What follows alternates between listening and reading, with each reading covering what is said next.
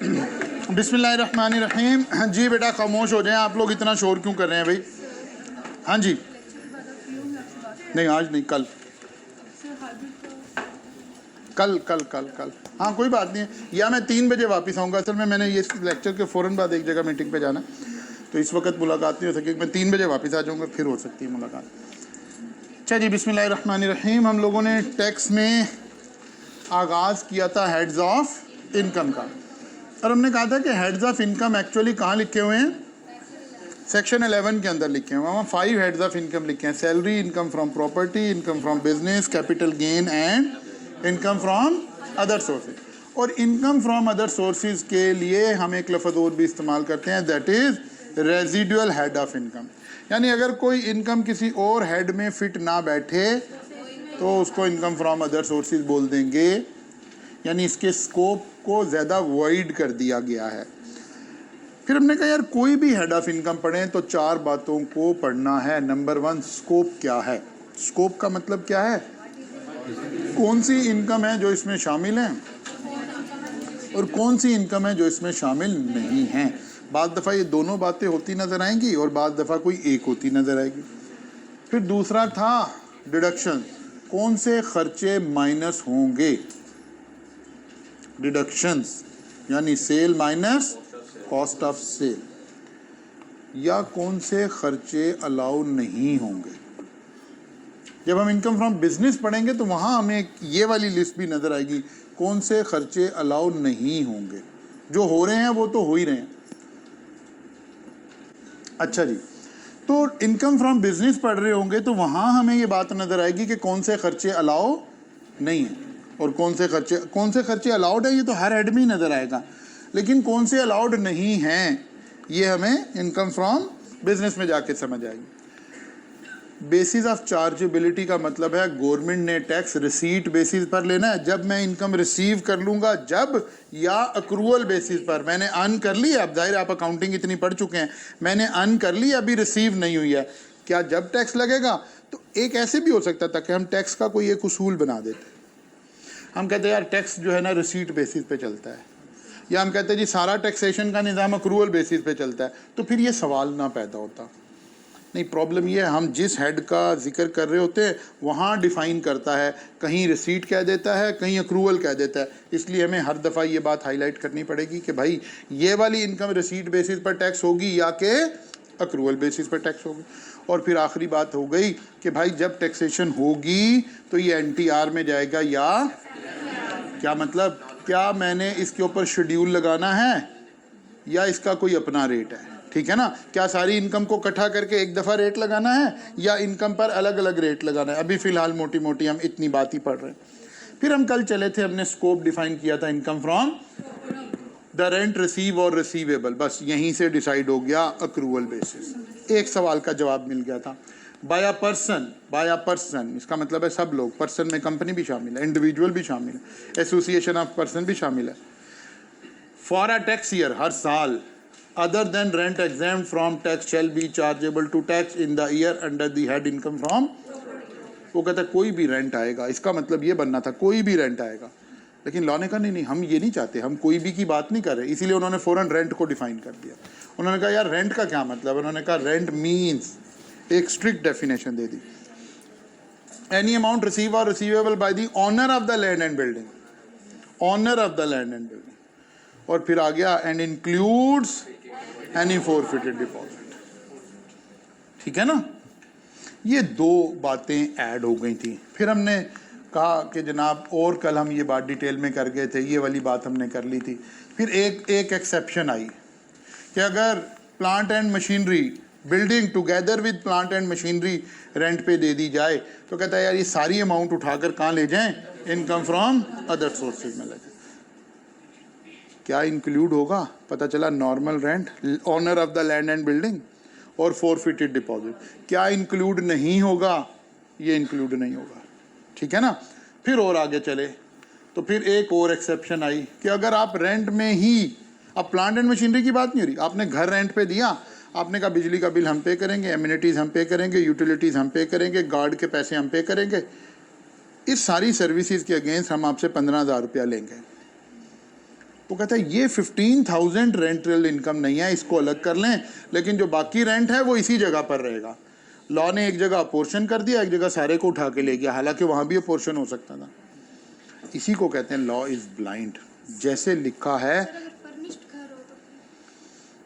Furnish की अभी बात करते हैं, आगे चलते हैं थोड़ा सा तो फिर बात करेंगे। फर्निश से कोई इम्पैक्ट नहीं आएगा, फर्निश से रेंटल वैल्यू बढ़ जाएगी, बस रेंट बढ़ जाएगा अल्टीमेटली, और कोई फर्क पड़ेगा नहीं। ये मैं आपको जवाब दे रहा हूँ, लेकिन आगे जिक्र करेंगे इसका। अच्छा जनाब, यहाँ तक पहुँच गए थे और फिर हमने डिस्कस किया, आज हमने डिस्कस करना है 3 चीज़ें हमने रेंट में टैक्स करनी थी। एक मंथली रेंट टैक्स हो गया, एक फोरफिटेड डिपॉजिट टैक्स हो गया। आपको पता है जब आप कोई रेंट पर बिल्डिंग लेते हैं तो आम तौर पर एडवांस भी लिया जा रहा होता है आपसे। आप तो हॉस्टल्स में से गुजर कर भी आ रहे हैं, बच्चे खुद भी आपके हाथ से भी ये बात गुजर रही। एडवांस एडवांस को लॉ कहता है यार ये 2 तरह का है, one is called non adjustable advance and other is adjustable advance. Adjustable का तो मतलब है कि मैंने कहा यार आप घर किराए पर ले लो, मुझे साल का किराया एडवांस में दे दो। कहते यार ये क्या बात हुई? कहता यार नहीं मुझे पैसों की ज़रूरत है, मैं तो घर किराए पर दे ही इसलिए रहा हूँ। तो कहा अच्छा चलो ठीक है यार, मुझे भी घर चाहिए भाई, ये लो। तो जब आपने मुझे साल का एडवांस दे दिया तो अब अगले 1 साल तक आप मुझे रेंट दोगे कि नहीं दोगे? नहीं देंगे। वो कहता है यार ये तो एक ही बात हो गई है, सिर्फ आपने पैसे पहले दे दिए, ये क्या हुए जा रहा है, एडजस्ट हो रहा है कि जनाब अक्टूबर का रेंट आ गया, नवंबर का आ गया, दिसंबर का आ गया, तो ये तो ऐसे जो एडवांस दिया हुआ है ये एक वक्त आएगा ख़त्म हो जाएगा। वो कहता है इसको देखने की ज़रूरत नहीं है, ये कोई प्रॉब्लम नहीं क्रिएट कर रहा, ये तो ऑलरेडी हम टैक्स कर रहे हैं। आपने एक घर दिया किराए पर, लेट्स अज्यूम 10,000 रेंट था और 12 मंथ के लिए दिया, साल में 1,20,000 रुपया आना है, मंथली आ रहा है, तब भी कितनी अमाउंट टैक्स होगी? 1,20,000। इसने 1 गो में ही दे दिया है तब भी 1,20,000। ये रहता रहा है, अभी इसने रेंट दिया नहीं है तब भी 1,20,000, क्योंकि अक्रूवल बेसिस पे होना है ना, रेंट रिसीव और रिसीवेबल। जब अक्रूवल बेसिस का कॉन्सेप्ट लगा देते हैं तो एडवांस का कॉन्सेप्ट ऑटोमेटिकली खत्म हो जाता है। ये बात समझ आइए? इसे पहले टैक्स की बजाय अकाउंटेंट की नज़र से देखें।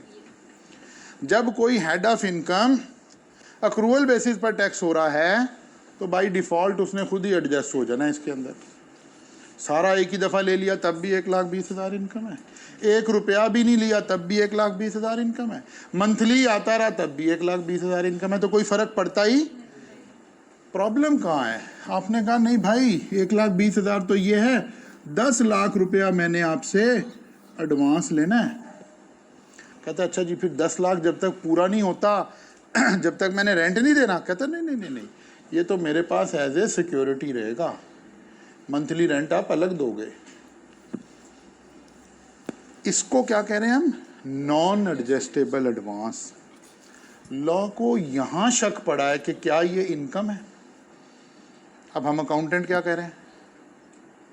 हम कह रहे हैं दिमाग खराब हो गया, ये तो लाइबिलिटी है, किसी के पैसे हमने देने हैं, एडवांस ले लिया और वो रिफंडेबल है, तो ये तो लाइबिलिटी है। आप अकाउंटेंट की नज़र में ये लाइबिलिटी है। टैक्स कहता नहीं यार है तो लाइबिलिटी, इतना तो पागल हम भी नहीं है, थोड़ी सी समझ हमें भी है, लेकिन इसमें से इनकम की भी खुशबू आती है।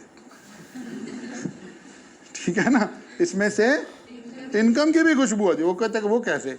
कहता है देखो हमारे ना जहन में एक बात है कि सारे टैक्स पेयर चोर हैं, सारे टैक्स पेयर ना इधर से पकड़ कान उधर से पकड़ कान टैक्स मैनेज करने की कोशिश करते हैं, तो हम हर उस रास्ते को भी रोकते हैं जहाँ से टैक्स मैनेज होता नज़र आ रहा हो।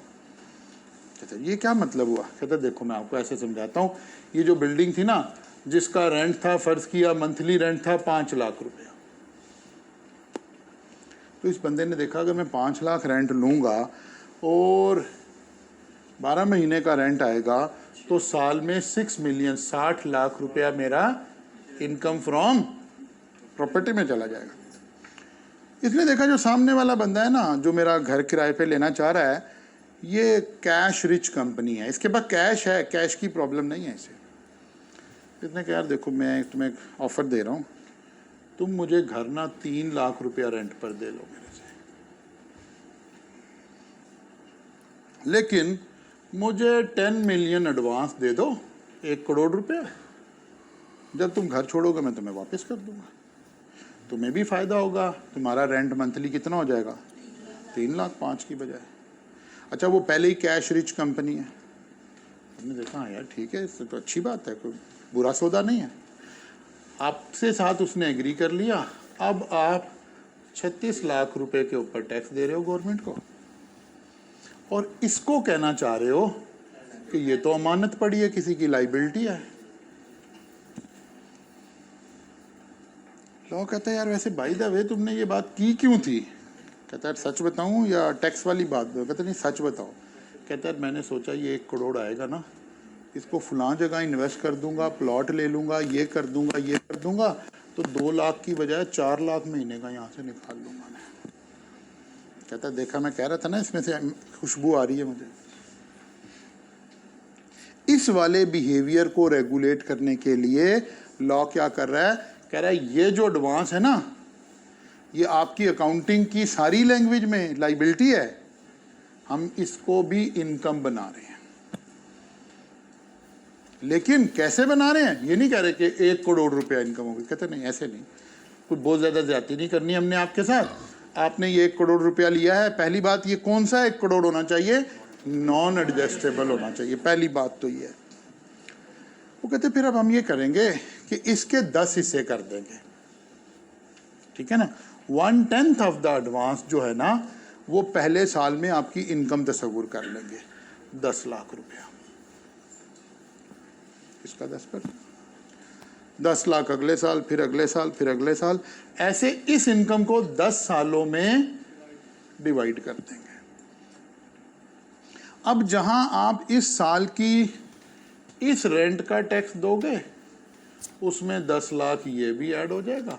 अब आपने ये नहीं कहना कि सर ये बराबर तो नहीं आया, नहीं आया, कोई बात नहीं, लॉ ने बस ऐसे एज्यूम कर लिया, एक रास्ता निकाला है एडवांस का। बात समझ आ रही है? वो कहते हैं अगर कोई नॉन एडजस्टेबल एडवांस लेगा बंदा, तो हम उसका 1/10 जो है इनकम में ऐड करते जाएंगे। और अब अज्यूम कर लें अगर ये टेनेंट चलता रहा, एक ही बंदा है, तो 10 साल तक ऐसे होगा, 11वें साल में ऐड करना बंद कर देंगे, क्योंकि ये सारी इनकम ऐड हो चुकी हुई है।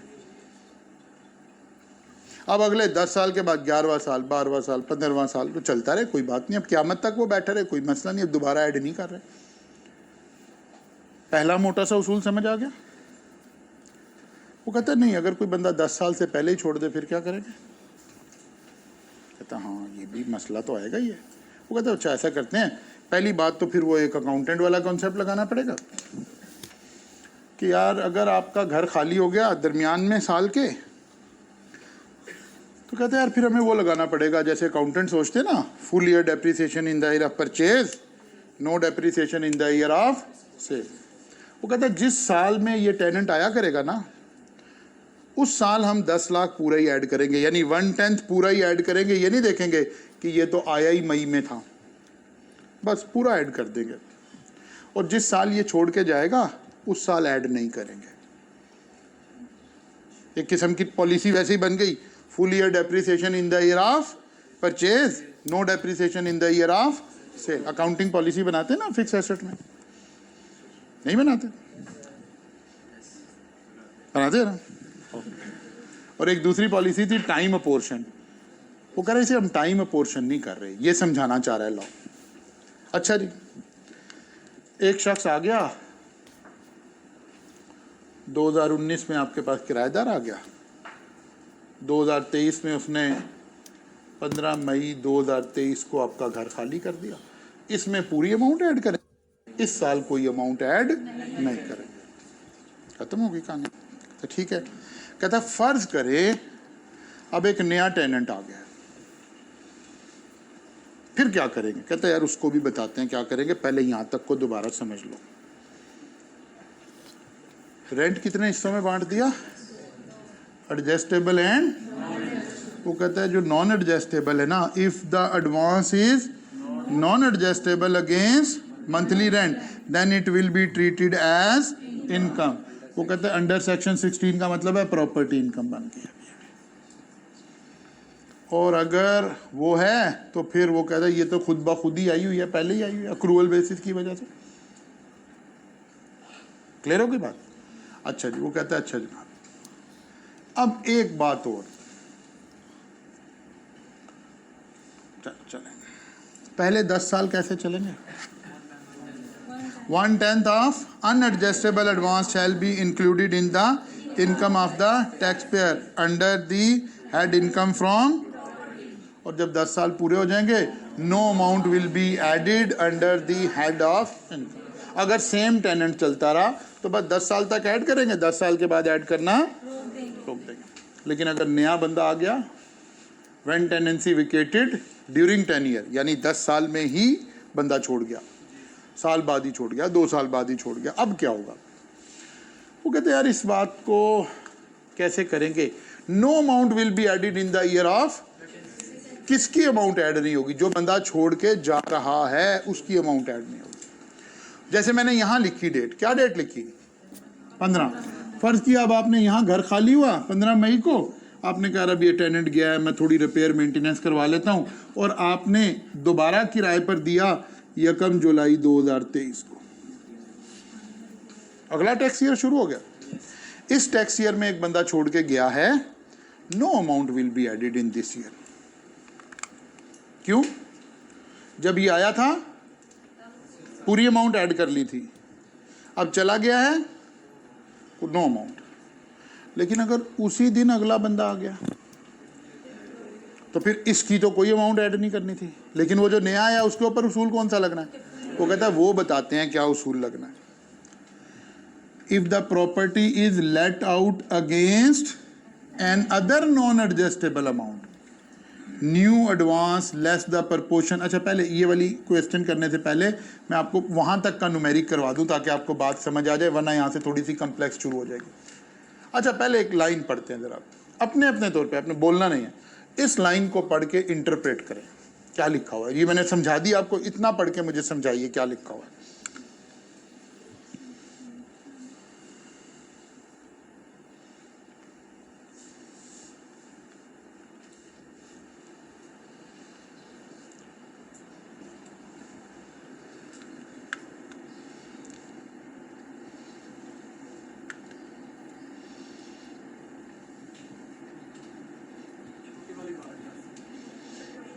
इंटरप्रिटेशन करें, अपनी आंखों से पढ़ के इंटरप्रेट करें कि क्या कह रहा है लॉ।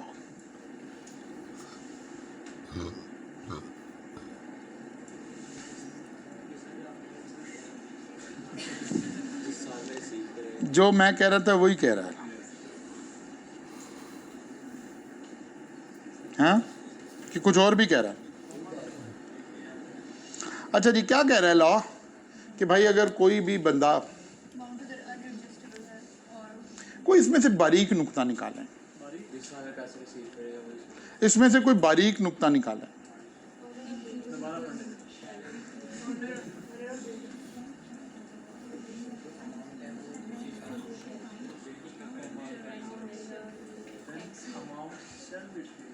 जी,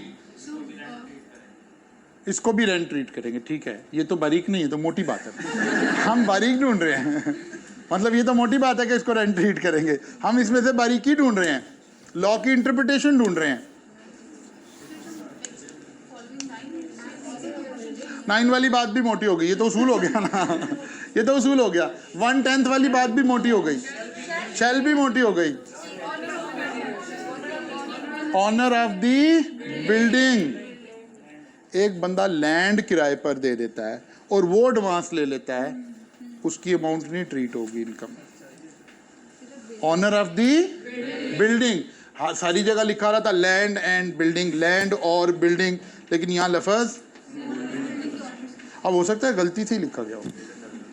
इतने विजन के साथ ना उस वक्त लॉ बनाओ, लेकिन अब इसकी इंटरप्रिटेशन ये है, क्योंकि हमने कहा था लॉ में जो लिखा है बस वही लॉ है। देखिए आप पीछे सारा लैंड और बिल्डिंग, लैंड और बिल्डिंग।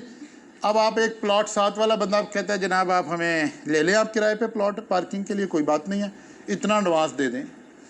उसका एडवांस इनकम नहीं बना इस लफ्ज़ ना लिखने की वजह से। बात समझ आई है? अच्छा जी आगे चलते हैं। Where the owner of the building receive from a tenant an amount which is, बाकी सारी बातें तो मोटी जिसे मैं कह रहा हूँ, ठीक है ना। अच्छा चलिए जी हम एक छोटी सी कोई इलस्ट्रेशन करते हैं जहां से थोड़ी बात को समझने की कोशिश करते हैं। Mister Kamran rented out a house on 1 July 2020 at a monthly rent of 100,000. As per agreement 500,000 was received as non-adjustable advance on July 1st 2020. Payment of the rent will be paid at the end of each respective month. Calculate property income for tax year 2021. Property income में कितनी चीजें शामिल हो गई हैं? 3। Monthly rent जिसको annualise करके add कर देंगे, फोरफिटेड डिपॉजिट कभी कभार हुआ करेगा, एडवांस अगर नॉन एडजस्टेबल हुआ तो उसका 1/10 हुआ, एडजस्टेबल हुआ तो अक्रूवल में खुद ही एडजस्ट हो गया। अभी हमने यहाँ बात की, ठीक है ना। इसका मतलब है हमारे जहन में यही फॉर्मेट होना चाहिए कि 3 चीजें उठानी है मैंने, तो हमने लिखा जनाब अच्छा जी मंथली रेंट 1 लाख ज़रब। अच्छा अगर वो कह दे लेकिन उसने इस साल कोई भी रेंट पे नहीं किया तो तब भी ऐसे ही होना है, बिकॉज रिसीव और रिसीवेबल अक्रूवल पर टैक्स होना है। इसमें ये बात चेक हमने चेक नहीं करनी। एक बात समझ आ गई। नंबर टू फॉरफिटेड डिपॉजिट, वो तो नजर नहीं आ रहा। Number 3 advance 1/10 of the advance. Advance कितना लिया? 5 लाख, उसका 1/10 50,000। इसका मतलब है 12,50,000 जो है ये इनकम में टैक्स हो रहा होगा। बात समझ आई है? तो कोई कॉपी शॉप ही निकाल लें, आप तो ऐसे बैठे हैं जैसे हैं।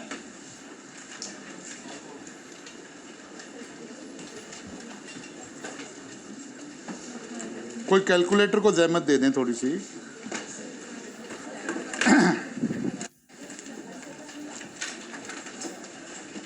Income from property.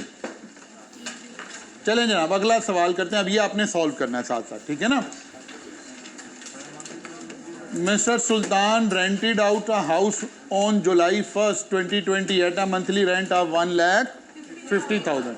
As per agreement 500,000 was received as non-adjustable advance on July 1st 2020. Payment of rent will be paid at the end of each respective monthly rent will be increased 10% annually.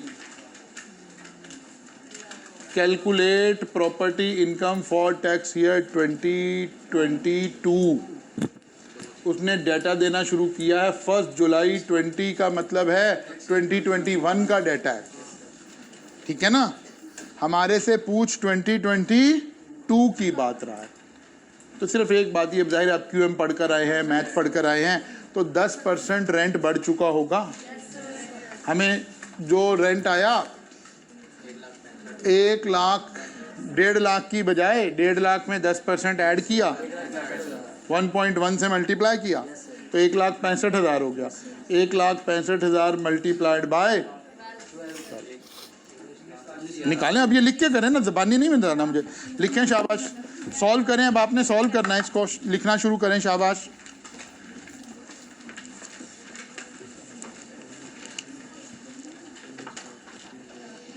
Copy निकालो, copy किधर है? Calculator पे करा था। ओ copy पे करते हैं भाई, कैलकुलेटर तो खुदकुशी कर रहा है।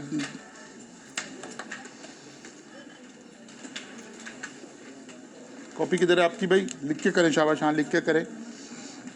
इसे खोल लो यार, इतना नहीं कागज महंगा हुआ जितना तुमने कॉपियां बिल्कुल ही बंद कर दी हैं।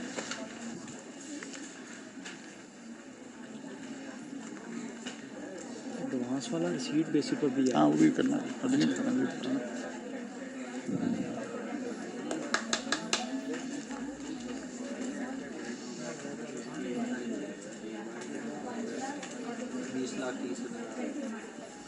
जी जनाब, टैक्स ईयर 2022 तो 1,65,000 को मल्टीप्लाई किया 19,80,000।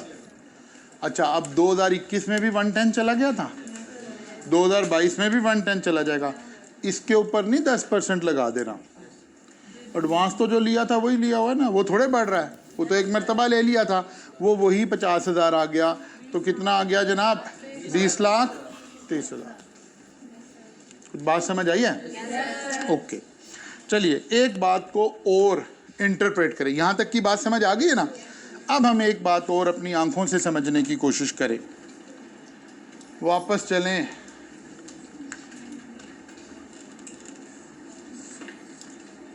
यहाँ से, अब एक और बारीक इंटरप्रिटेशन करें। हैं? कौन से वाले? सेकंड वाले की? अच्छा चले, मैं दोबारा चलता हूँ उसके ऊपर, कोई बात नहीं। यहाँ से एक बारीक नुक्ता और पिक कर लें, फिर वापस चलते हैं। बारीक नुक्ता रिक्वायर्ड है, मोटे वाला नुक्ता नहीं रिक्वायर्ड है। एक बारीकी हमने पिक कर ली है पढ़ के। वेल डन, छा गया, शाबाश, well done. Where the owner of the building receive. अब देखें, जो मंथली रेंट है वो अक्रूवल बेसिस पे चल रहा है, और जो एडवांस है वो रिसीट बेसिस पे चल रहा है।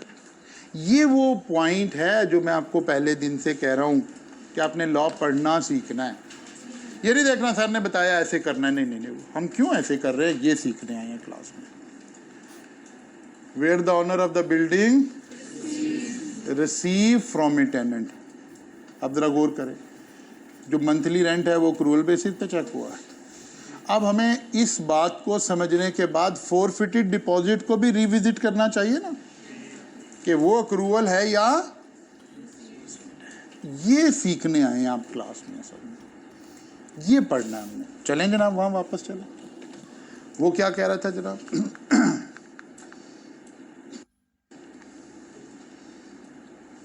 एनी फोरफिटेड डिपॉजिट पेड, ये भी रिसीट बेसिस है। अच्छा, ये तो टेक्निकली हो भी रिसीट बेसिस ही सकता था ना, क्योंकि टोकन ही नहीं आया तो फिर तो काम खराब हो जाएगा ना। इसका मतलब है 3 इनकम का जिक्र हो रहा है, 3 इनकम का जिक्र हो रहा है, एक मंथली रेंट, एक फोरफिटेड डिपॉजिट, एक एडवांस। इसलिए हम कह रहे थे कि भाई कोई भी इनकम शुरू करेंगे तो देखना पड़ेगा कि रिसीट बेसिस पर है कि अक्रूवल बेसिस पर है। एक ही हेड में अलग अलग 3 चीज़ें आ गई है, 3 बातें आई हैं, तीनों को लॉ अपने अपने तरीके से ट्रीट कर।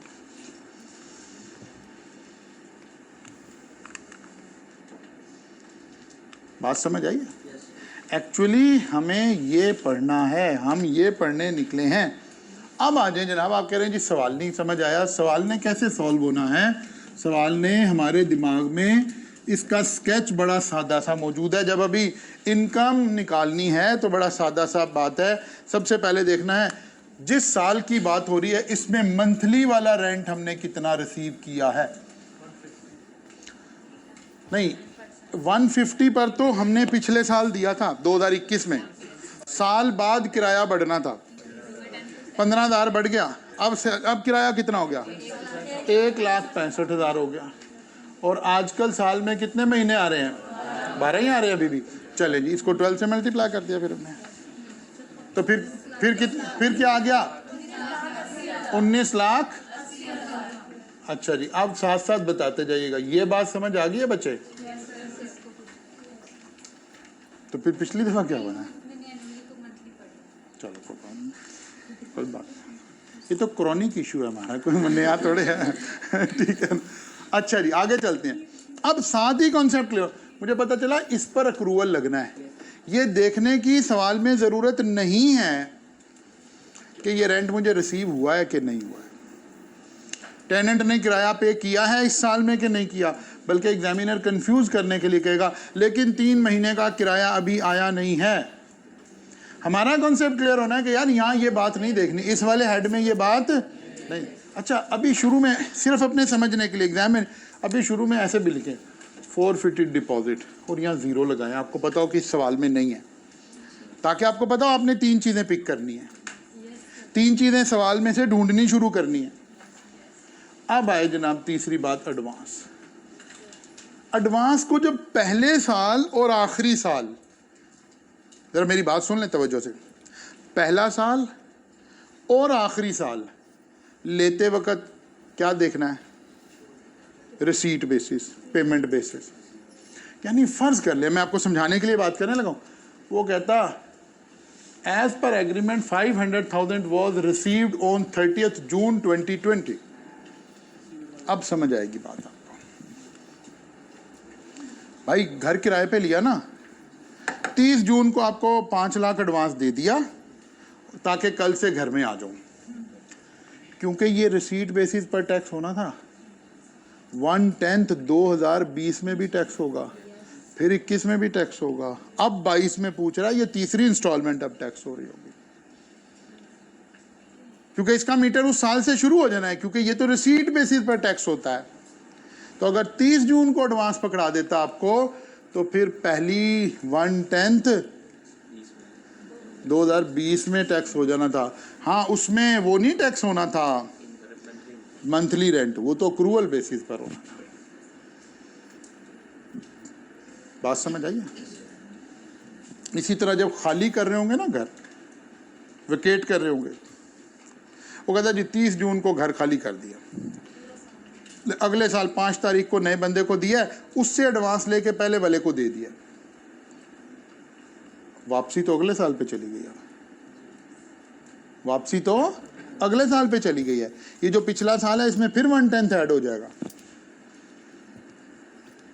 अकाउंटेंट लोगों हैं, नहीं समझ आ रही ना, कोई बात नहीं, मैं 1 by 1 करके करवाता हूँ। यहां तक समझ आ गई है? ओके, यहां तक समझ आ गई है। चलो जी आगे चलते हैं। Mr. Imran rented out a house on 1st July 2020 at a monthly rent of 100,000. As per agreement, 1 million was received as non-adjustable advance on 1st July 2020. Payment of rent will be paid at the end of each month. Tenant vacated the house on 31st December 20. Calculate property income for tax year 2023. कहानी शुरू कहाँ से की उसने? Tax year 21 से, लेकिन हमारे से मांगी कौन सी है? 2023 की। 2023 कौन सा साल है? घर खाली करने वाला साल है। फिर उसने नहीं बताया नया किराएदार आया कि नहीं आया, कोई पता नहीं आया कि, जितनी बात बताएगा उतना ही सॉल्व कर सकते हैं। सबसे पहले तो देखते हैं 2023 में रेंट क्या चल रहा था। यहाँ तो इंक्रीमेंट की बात ही नहीं की उसने, इसका मतलब है वही रेंट चल रहा था। कब खाली किया घर? अब खाली किया 31 दिसंबर, 6 महीने। इसका मतलब है अब मक्खी पे मक्खी तो नहीं मार देनी ना हमने, अब 1 लाख को 6 से ज़रब देनी है, क्योंकि 6 महीने उसने घर इस्तेमाल किया। ठीक है ना? तो 6 लाख रुपया तो ये आ गया हमारी इनका। क्या कोई फोरफिटेड डिपॉजिट है? अभी अपने समझने के लिए सिर्फ लिख रहे हैं। एडवांस का क्या बनेगा? ये तो ईयर ऑफ वेकेशन है, no amount will be added. इसका मतलब है 6 लाख पर ही टैक्स होगा। अब जो जो सवाल हम सॉल्व करते जाने, इसको देखें कि ये समझ आ गई है बात, क्योंकि जितनी बातें मैंने बोली है मैं 1 by 1 सारों को सॉल्व कर दूंगा, फिर आपको क्लियर हो जाएगी। ये 3 सवाल क्लियर हो गए? आगे चलते हैं। अच्छा जी, कितनी इनकम आ गई? 6 लाख ही आ गई। ओके, अब जरा आहिस्ता आहिस्ता हम उसको कम्प्लेक्स करते जा रहे हैं। Mister Imran rented out a house on 1st July 2020 at a monthly rent of 100,000. As per agreement 1 million was received as non-adjustable advance on 1st July 20. Payment of rent will be paid at the end of each respective. Tenant vacated the house on 31st December 2022. House was rented to another new tenant on 1st January 2023 at a monthly rent of 1,50,000 and non-adjustable amount of 1.5 million. अब कहानी नहीं शुरू हुई है, यहाँ से समझना। जितने सवाल हम हल कर जाएंगे बस वहाँ तक रुकना है, आपने अगले सवाल हल नहीं करना है, उसको हम कल आएंगे तो फिर वहाँ से टेकअप करेंगे। इनको दोबारा कर लेना जाके, कहना सर आपने खुद ही तो कहा था नहीं करने, नहीं इनका नहीं कहा है ठीक है ना, इनका नहीं कहा। अब वो वाली कहानी समझनी है कि जब एक बंदा छोड़ के चला जाए और उसी साल नया बंदा आ जाए, तो जाने वाले पर जाने वाले का उसूल लगेगा, आने वाले पर आने वाले का उसूल लगेगा। एक तो ये मोटी सी बात हमें पता लग गई। चले जनाब, कौन से साल की बात हो रही है?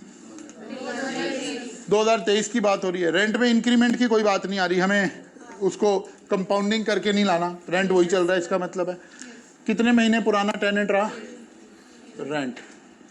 अब जरा गौर करें, रेंट के मैंने 2 हिस्से बना दिए आपको समझाने के लिए। ओल्ड वाला टेनेंट कितने महीने रहा, क्या रेंट दे रहा था? 6 लाख रुपया इसका रेंट मंथली वाला। और न्यू ये कितने अरसे रहा? ये भी 6 महीने रहा। इसने 1.5 लाख दिया है,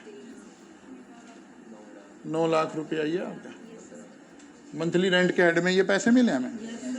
फोरफिटेड डिपॉजिट का कोई जिक्र है ना, पुराने का ना नए का। एडवांस अपने समझने के लिए, बाद में कभी हम ऐसा नहीं किया करेंगे, अपने समझने के लिए एडवांस ओल्ड वाला कोई ट्रीटमेंट नहीं, ठीक है। न्यू वाला एडवांस, बस यहाँ एक बात सीखनी है, ये आइंदा एग्जाम में नहीं लिखेंगे, अपने समझने के लिए भी कर रहे हैं। न्यू वाले एडवांस का उसूल क्या है? इनकम टैक्स लॉ कहता है कि भाई न्यू वाले का ये नहीं है कि नए वाले का 1/10 ले लो। अब उससे हमने कितने पैसे लिए हैं? 15 लाख। पहले वाले से कितने लिए थे? 10 लाख। अब ये नहीं है कि इसका 1/10 ले लो, बल्कि लॉ आपको एक प्रोसीजर समझा रहा है। वो कह रहा है यार एक काम करें, आपको फ़ायदा पहुँचा रहे हैं, टैक्स पेयर को फ़ायदा पहुँचा रहे हैं इस उसूल में। क्या फ़ायदा पहुँचा रहे हैं? वो कहता है यार ऐसा करें, एक फार्मूला बना लें, new advance minus old advance taxed. Old advance taxed मैं समझाता हूँ, डिवाइडेड बाय 10, ये ऐड हुआ करेगा। ओल्ड एडवांस टैक्स्ड का मतलब है जितना आप इनकम में ऐड कर चुके हो। अब जरा तवज्जो रखनी है, फिर समझ आएगी बात। पुराना टेनेंट कब आया था जी? 2021 में। हमने टैक्स ईयर 2021 में 1 लाख रुपए ऐड किया और 2022 में भी किया, और 2023 में जब वो गया तो कुछ नहीं किया। उस बंदे का जो एडवांस पकड़ा था उसमें 2 लाख के ऊपर हम इनकम में शामिल कर चुके हैं। बात समझ आ गई? जो बंदा छोड़कर गया है, बल्कि जो बंदे छोड़कर गए हैं, जब से हमने बिल्डिंग किराए पर देनी शुरू की है ना, पिछले सारी इनकम माइनस कर लेंगे जो इनकम में ऐड हो चुकी हुई है। फिर भी खुद ही आंसर उसको टेकअप कर लेगा। अब आपने नए बंदे से कितना एडवांस लिया है? 15 लाख रुपया। 2 लाख ऑलरेडी टैक्स में जा चुका हुआ है, इसको तकसीम करें 10 से, 1,30,000 ऐड हुआ करेगा। ये बात समझ आई है? New advance minus old advance already taxed divided by 10। अब इसके ऊपर फिर वही उसूल लगा।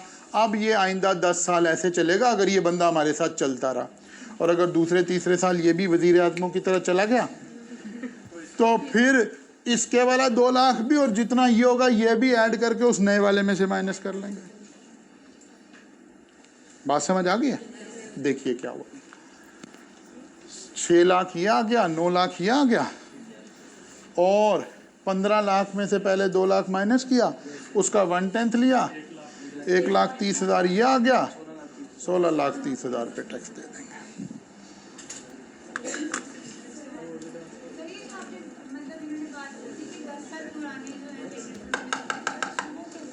मैं दानिस्ता उसको ना टेकअप नहीं करा कि आपके जहनों में अभी कॉम्प्लेक्सिटी आ जाएगी, वरना उसूल बड़ा सादा है।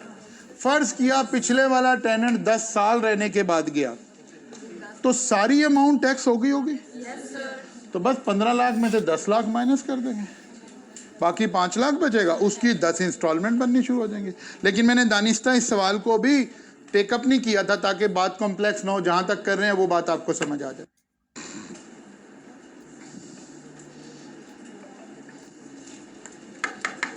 जी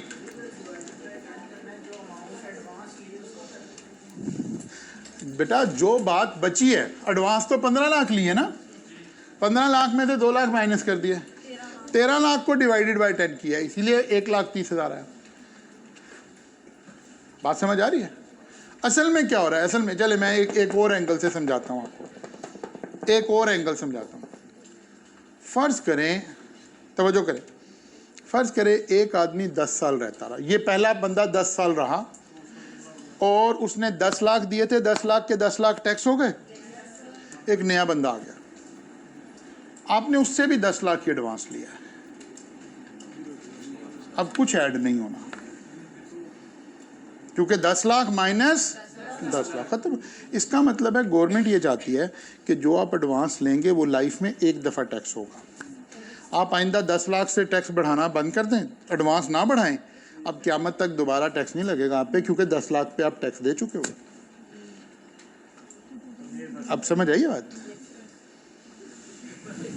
नहीं समझ आई, कोई बात नहीं। सर देखें ना, आपने कहा कि सपोज एक बंदे ने ये हमसे एडवांस लिया है 10 लाख रुपए, कोई हमसे नहीं लिया, हमें तो एडवांस दिया है बेटा, इसीलिए तो और उसने पूरा साल यूज कर लिया, उसका एडवांस पूरा यूटिलाइज होगी, उन्होंने उसने वापस भी कर दिया, तो अब जो नया बंदा आएगा जिसको हमने देखो मैं आसान करता हूँ इस बात को, मैं समझ गया बात, मैं आसान करता हूँ इस बात को। गवर्नमेंट को शक क्या पड़ा है कि ये जो पैसे हैं ना अपने इस्तेमाल कर रहे हो, है तो हमारी लाइबिलिटी, उसूलन हमारी लाइबिलिटी को गवर्नमेंट इनकम बना रही है ज़बरदस्ती। कोई बात नहीं भाई, गवर्नमेंट है, कुछ भी कर सकती है, और तो बंदा उठा के ले जाते हैं, ये तो इनकम है, ठीक है ना। तो वो कहते हैं इसका 10वां हिस्सा हम आपका इनकम बना रहे हैं। एक बंदे से मैंने 10 लाख लिया, वो 10 साल 11 साल 12 साल मेरे पास ही टेनेंट रहा, 10 साल तक इनकम बनती रही, इसके होते हुए भी 11वें में इनकम नहीं बन रही थी। क्यों नहीं बन रही थी भाई? 10 लाख पूरा टैक्स हो गया है, 10 लाख पूरा टैक्स हो गया है। अब किस चीज़ का टैक्स दूं? अब 12-13 साल के बाद ये छोड़ के चला गया, एक नया बंदा आया, उसने भी 10 लाख ही दिया है, ये तो पहले ही टैक्स हुआ हुआ है। मैं 10 लाख से ऊपर कोई अमाउंट लूँगा तो फिर दोबारा अगले 10 साल उसकी टैक्सेशन होनी है। ये देखें ऊपर कैसे निकल रहा है, new advance minus old advance tax. बात समझ आ रही है? अब इसके दरमियान में चेंज आ गई, 10 साल पूरे कोई नहीं हुए थे, हमने नए बंदे से 15 लाख एडवांस लिया, पुराने बंदे की जो 10 लाख लिया था उसमें 2 लाख टैक्स हो गया था, वो माइनस किया, वो कहते हैं इसका मतलब है 13 लाख एडवांस लिया हमने, जिसको भी इनकम में शामिल करना है। किसकी 10 किस्तें बनाई हैं, 1,30,000 आना शुरू हो गया। बात समझ आई है? अब ये बात हमने लिखी कैसे थी, वहाँ चलते हैं, क्योंकि हमने यहाँ से इतना ही वो लेना था ताकि हम इसको रीड कर लें। ये देखिए अब ये बात यहाँ वापस आती है। ड्यूरिंग 10 ईयर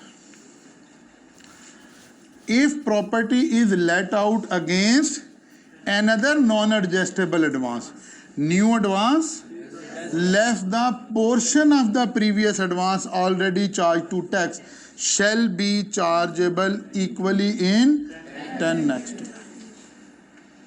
ये वाली काम कर रहे हैं इस वक्त। दूसरा टेनेंट, तीसरा टेनेंट, 5वां टेनेंट, 50वां टेनेंट, हम अपना हिसाब रखेंगे, जितना टैक्स करवा चुके होंगे वो माइनस कर दिया करेंगे, अगर उससे ज़्यादा ले रहे होंगे तो वो अमाउंट ऐड होना शुरू हो जाएगी, और अगर उससे कम लेना शुरू हो जाए तो माइनस नहीं होगी, सिर्फ ऐड होना बंद हो जाएगी। मसलन हालात ऐसे हुए, आपने कहा अब तो कोई किराए पे घर ही नहीं ले रहा, कोई ऐसे सर्कमस्टांसिस हो गए, सारे अफगानी हमने निकाल दिए, कहते अब तो कोई है ही नहीं यहाँ, किराए पे घर किसने लेना, ठीक है ना। तो ये वो ख्वाब है जो रियासत देख रही। तो खैर, तो अब आपने कहा यार घर किराए पे ले लो, एडवांस कोई नहीं है, तो आपने कहा जी मेरा तो पहले ही टैक्स हुआ है, तो new advance 0 minus old advance tax 7 lakh, तो ये तो माइनस में आंसर आ गया। क्या अब ये इनकम में से माइनस होगा? तो लॉ का उसूल है कि नहीं यार, हम आपको एडिशन समझा रहे थे, सब्ट्रैक्शन नहीं समझा रहे थे, ऐड होना बंद हो जाएगा। मैं फिर आपको बता रहा हूँ, पढ़ने का तरीका बता रहा हूँ, जितना मैंने पढ़ाया है बस वहाँ तक जाना है, उससे अगले सवाल नहीं सॉल्व करने।